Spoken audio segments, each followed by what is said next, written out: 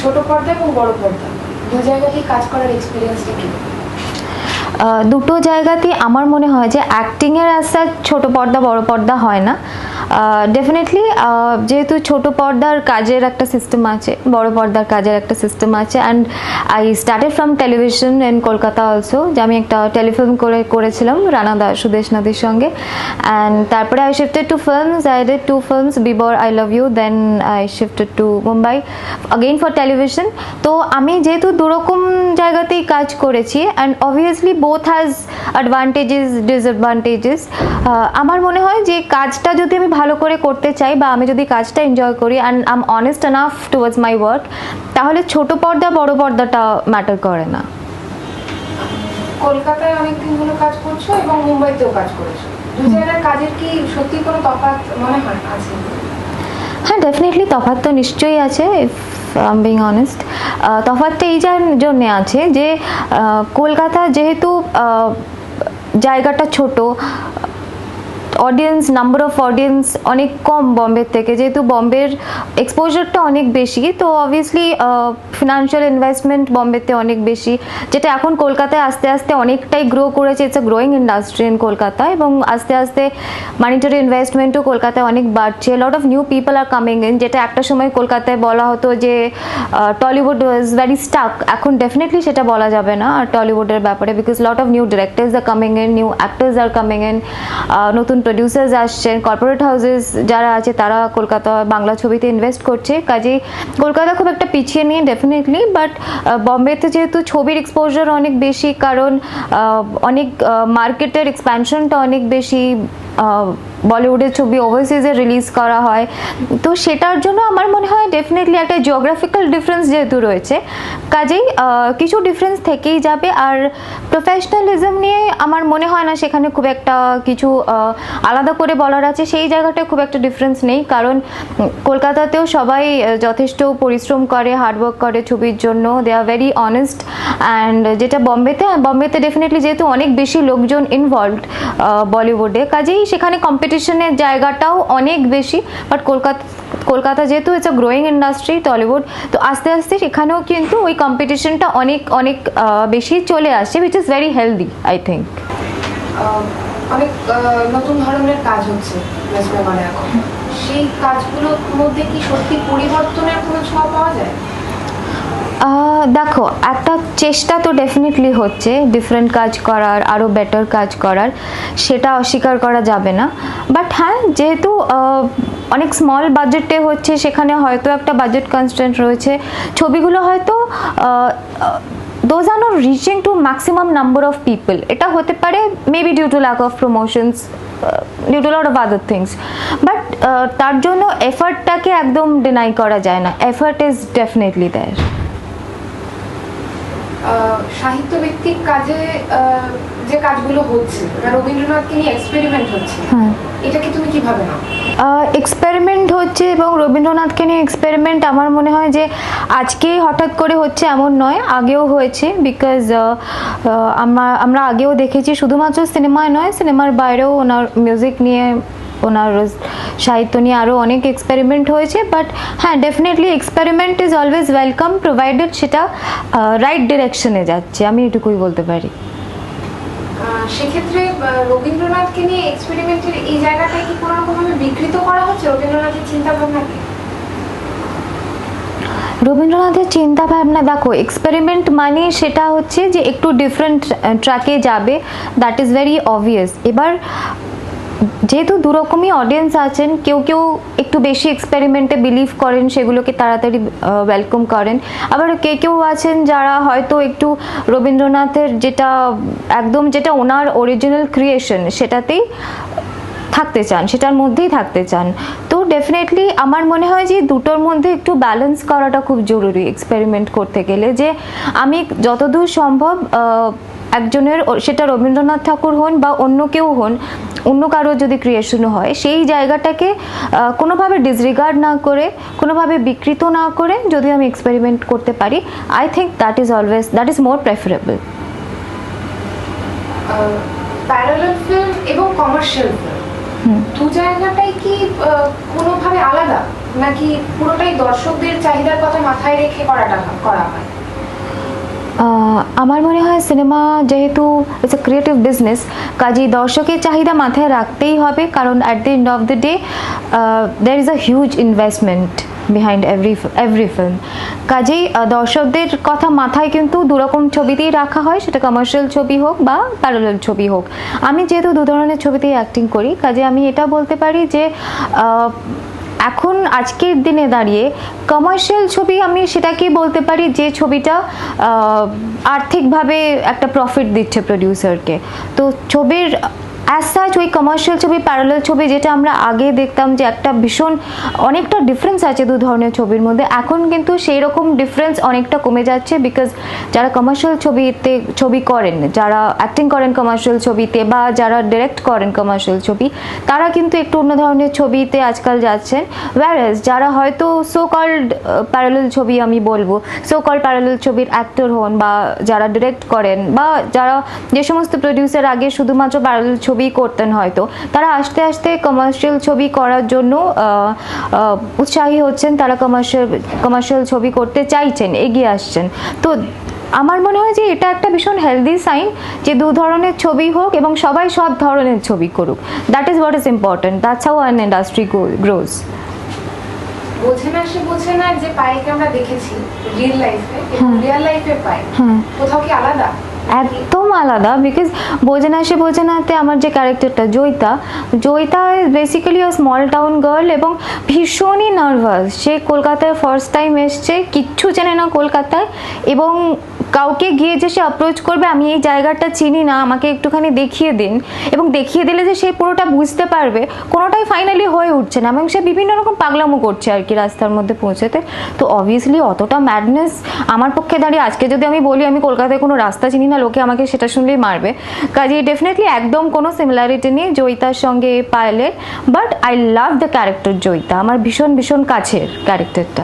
আর লে ছক্কায় যে পায়েলকে দেখেছি আমরা, সেটাও লেছক্কার ক্যারেক্টারে, লেছক্কার যে ক্যারেক্টারটা ছিল রানী, সেটাও একদমই পায়েল নয়। আমার মনে হয় যে এইগুলো একদমই ক্যারেক্টার, যে আর I have been fortunate enough যে আমি একদম আমার থেকে বেরিয়ে ডিফারেন্ট ক্যারেক্টার করার অপরচুনিটি পেয়েছি, যেগুলো থেকে হ্যাঁ লোককে কোথাও একটা হয়তো এটা ভাবতেও বাধ্য করায় যে পায়েলকে অ্যাকচুয়ালি এরকম, যে পায়েল বোঝে না ওই মেয়েটার মতো, না পায়েল লেছক্কার ওই মেয়েটার মতো, বাট পায়েল কোনোটাই নয় বেসিক্যালি।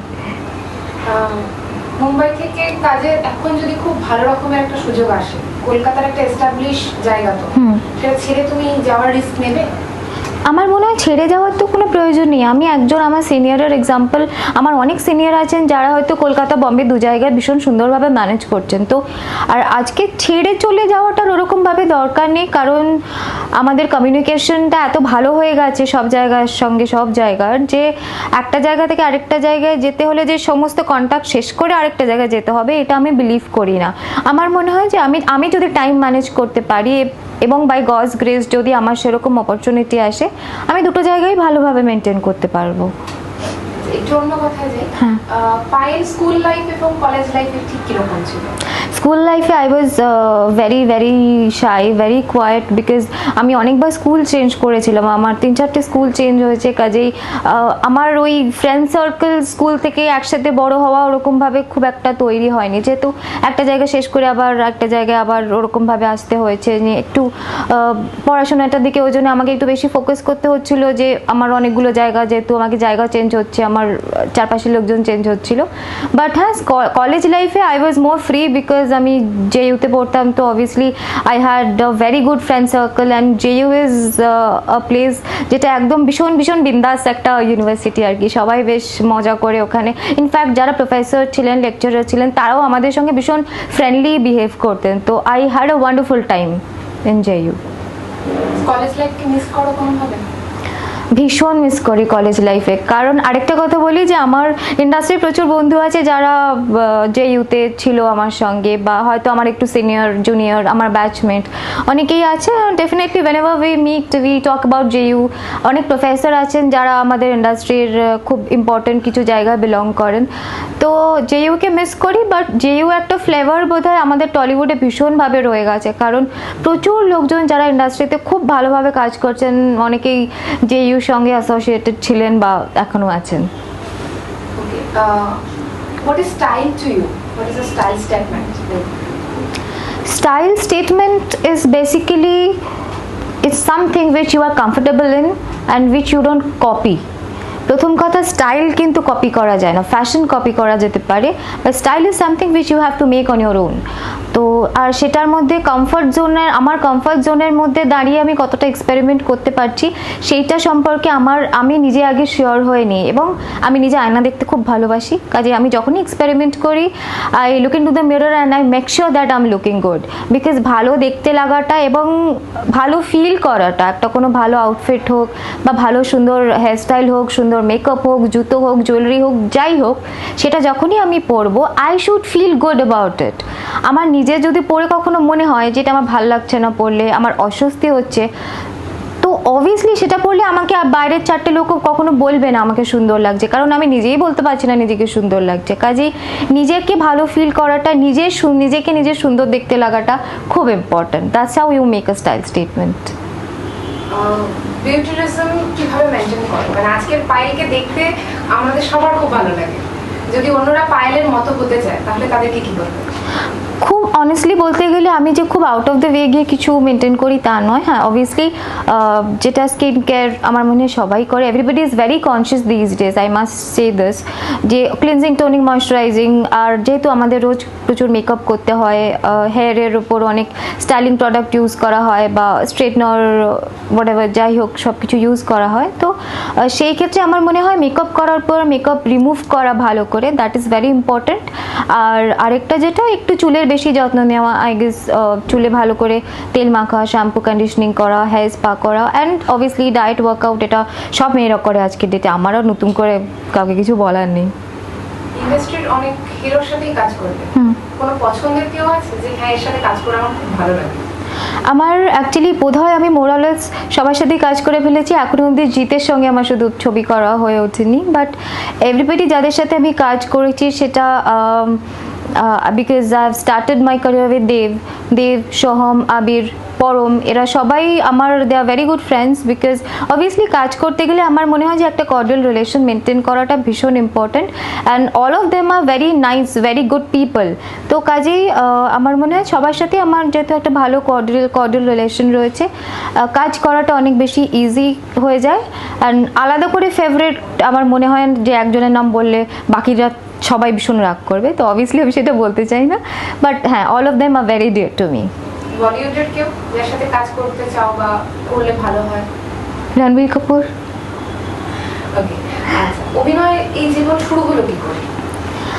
আমি কলেজে যখন পড়তাম ফার্স্ট ইয়ারে, তো অ্যাকচুয়ালি আমি যেটা বলছিলাম একটু আগেও, তো JU there is an atmosphere, যে একটা ওই অ্যাক্টিং, টলিউড সব কিছুর সঙ্গে JU is very closely associated.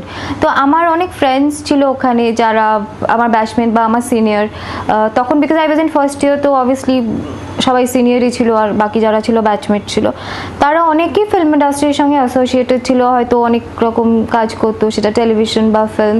তো আস্তে আস্তে I started growing that interest, এবং তারপর আমি যখন শুরু করলাম, আর বোধহয় সুদেশনা দি আমার কোথাও একটা ছবি দেখে শি কল্ড মি, আমার মনে হচ্ছে তখন বোধহয় আমার মোবাইল ছিল কি ছিল না আমার মনে নেই, but anyway she called me, আমার বাড়িতে ফোন করেছিলেন একদিন, and I went to meet her, and she was so sweet to me. আর আমার মনে হয় যে আমি ওই সুদেশনাদি, রানাদা ওদের সঙ্গে যদি অ্যাসোসিয়েটেড না হতাম, প্রবাবলি আমি এতটা কমফোর্টেবল হতাম না, because obviously I don't have a film background, so my parents were not very comfortable with the idea of me coming in Tollywood. So obviously aste aste when they saw me growing, এখন when a lot of people are coming up to them and appreciating me, এখন ওরা এগুলো খুব enjoy করে, and they are very happy, so I'm also happy. প্রথম দিকে বাড়ি থেকে কোনো প্রবলেম হয়েছিল? হ্যাঁ, ডেফিনেটলি বাড়ি থেকে প্রবলেম হয়েছে, অ্যাজ আই জাস্ট সেড, যে যেহেতু আমার কোনো ফিল্মের ব্যাকগ্রাউন্ড নেই, তো obviously for obvious reasons my parents had problems, যে একটু এরাটিক স্কেডিউল প্লাস বাইরে যাওয়া, outdoor with lot of almost strangers, তো সেই জায়গাটা থেকে প্রবলেমটা হওয়া is very natural, now I understand, and but আস্তে আস্তে কখনো কখনো ওরা আমাকে অ্যাকম্পানি করতো, বাট এখন থিংস আর মাচ ইজি নাও, এখন ওরা আর অতটা টেনশন করে না বা অতটা বদর করে না, they are very happy, so even I am happy. কোনো ড্রিম ক্যারেক্টার আছে যেটা তুমি করতে চাও? ড্রিম ক্যারেক্টার অ্যাকচুয়ালি অনেক ছবি আছে যেগুলো দেখলে মনে হয় যে সেই ছবিটা যদি আমি করতে পারতাম বেশ ভালো হতো, বাট ওরকমভাবে ভাবতে চাই না। I want to take life as it is. তো যেরকম অফার্স আসবে, প্ল্যান আসবে, ক্যারেক্টার্স আসবে, I will try my level best to give a soul to that character, যাতে এতদিন অবধি যেটুকু যা আমি সাকসেস পেয়েছি বা যেটুকু যা অ্যাপ্রিসিয়েশন পেয়েছি সবার কাছ থেকে, সবার যদি আজকে এটা মনে করে থাকে যে পায়েল একটা ছবিতে থাকলে অবভিয়াসলি শিল do a very good job, আমি চাই সেটা আরও বেটার করতে, যাতে সবাই আমার উপর সেই ফেটটা যেটা আছেন সেটা রাখতে পারেন, আর ডেফিনেটলি সেটা আমি আরও যাতে বাড়িয়ে তুলতে পারি। প্রথম প্রোগ্রাম বোধহয় লেডি স্পেশাল বম্বেতে? No, love story. Last story. How was the first experience? Beautiful, because I happened to meet Anurag Basu in Kolkata only, and I was very nervous when after Gangsta Anurag Basu suddenly he was a star to me, আর ওনার সামনে বসে কথা বলছি, and আমার এরকম মনে হলো ওনার সামনে বসে অ্যাজ ইফ লাইক আমি লাস্ট 5 বছর ধরে ওনার সামনে বসে ওরকমই আড্ডা মারি হয়তো, that's the way he has a charming personality, আর উনি ওরকমভাবে সবাইকে ভীষণ ইজি করে নিতে পারেন। তো তখন he said that he is planning a TV show for a particular channel, and probably উনি যে ক্যারেক্টারটা চাইছিলেন that was suiting me somehow, তো বোধহয় উনি খুব বেশি আর টাইম ওয়েস্ট করেননি আমাকে ফাইনালি কাস্ট করতে সেটাতে, and then I shifted back to Bombay, and that's how it started.